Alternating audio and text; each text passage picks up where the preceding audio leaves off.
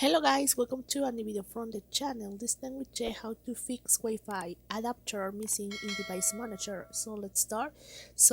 First let's go to our search bar and let's write Wi-Fi or internet and it appears on your settings. So let's write internet, and when you do it, let's go to that proxy or the settings. Okay, so let's go here and let's wait a little bit and let's go to internet in the left side and we find here.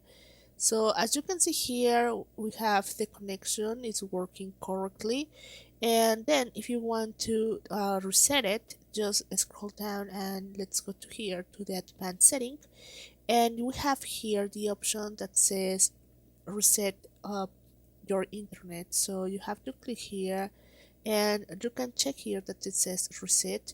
So just reset the internet and probably you will fix the problem about the Wi-Fi. So that is how you can do it, guys. Just reset it and you have to insert again your internet without any problem, and that is how you can fix it. So I hope this information works for you guys. Thank you for watching this video. Remember to subscribe and don't forget to give us thumb to this video.